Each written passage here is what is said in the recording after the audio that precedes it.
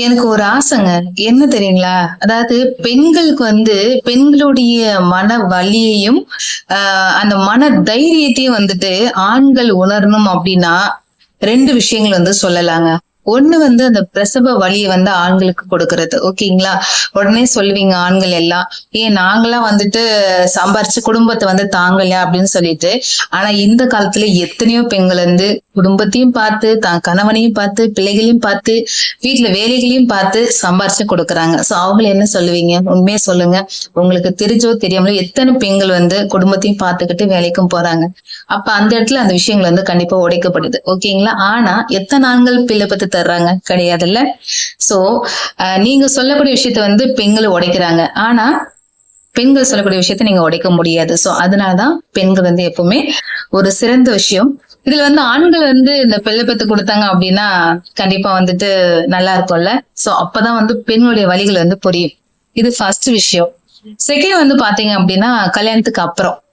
So கல்யாணத்துக்கு அப்புறம் அப்படின்றது நிறைய பேர் வாழ்க்கையில ஆண்கள் வாழ்க்கையில ஜஸ்ட் ஒன்லி அந்த திருமண நாள் அப்படின்ற ஒரு விஷயம் மட்டும்தான் ஒரு விஷயமா இருக்கும்.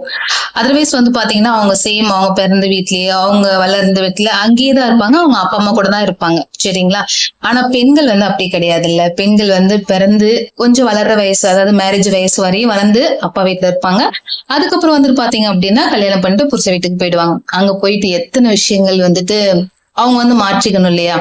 அதுக்கப்புறம் தான் வாழ்நாள் ஃபுல்லா கணவன் வீடுதான் அப்படின்ற மாதிரி இருக்கும்ல.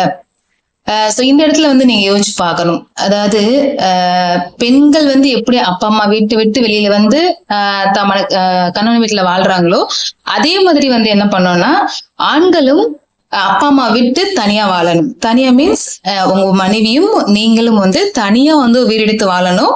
2 பேர் அப்பா அம்மா உங்களை பார்க்கணும்.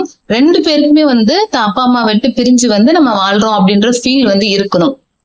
அந்த மாதிரி இருக்கும்போது மட்டும்தான் பெண்களுடைய வலிகள் அவங்க எவ்வளவு மாத்திக்கிறாங்க, அதாவது தான் கணவனுக்காக எவ்வளவு மாத்திக்கிறாங்க அப்படின்றது புரிய வரும். சில பேருக்கு சில விஷயங்கள் நம்ம சொன்னோம் அப்படின்னா புரியாது இல்ல. அது உணரும் போது மட்டும்தான் புரியும் அதுல எவ்வளவு வலிகள் வேதனைகள் இருக்கு அப்படின்ற விஷயங்கள்.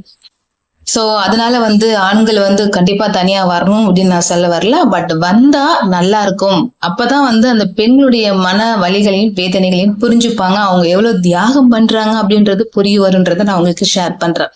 சோ இந்த 2 விஷயம் நடந்தா நல்லா இருக்குமா இல்லையன்றத மறக்காம கமெண்ட் பண்ணுங்க. ஓகேங்களா? ஏன்னா ஒரு பெண் கல்யாணத்துக்கு அப்புறம் தான் வீட்டுக்கு ஒரு பெரிய விருந்தாளியா தான் போற மாதிரி இருக்கும் இல்லையா? ஆனா கணவன் அதாவது ஆண்கள் அப்படி கிடையாது. தான் வீட்லயே ராஜா, தான் வீட்லயே எல்லாம் அப்படின்ற மாதிரி இருக்கும். சோ அந்த விஷயத்த இந்த மாதிரி மாத்தினா நல்லா இருக்கும்ல. அதாவது 2 பேருமே மேரேஜுக்கு அப்புறம் நீங்க தனியா ஒரு வீடு எடுத்து தங்கிக்கணும். அப்பா அம்மா 2 பேருமே 2 பேருடைய அப்பா அம்மா பார்க்கணும். 2 பேருமே பாத்தீங்க அப்படின்னா குடும்பத்தை ரன் பண்ணும் பொழுதுதான், தனியா ரன் பண்ணும்போதுதான் தெரியும் வாழ்க்கையில பெண்கள் எவ்வளவு தியாகம் பண்றாங்கன்றத. சோ எனக்கு இந்த 2 விஷயங்கள் மாற்றம் இருந்தா நல்லா இருக்கும் அப்படின்னு தோணுச்சு. ஜஸ்ட் உங்ககிட்ட ஷேர் பண்றேன். சோ உங்களுடைய கருத்தை கமெண்ட் பண்ணுங்க. Okay, so thank you. இது நான் ஆண்களுக்காகவும் பெண்களுக்காகவும் சப்போர்ட் பண்றேன்னு இல்ல.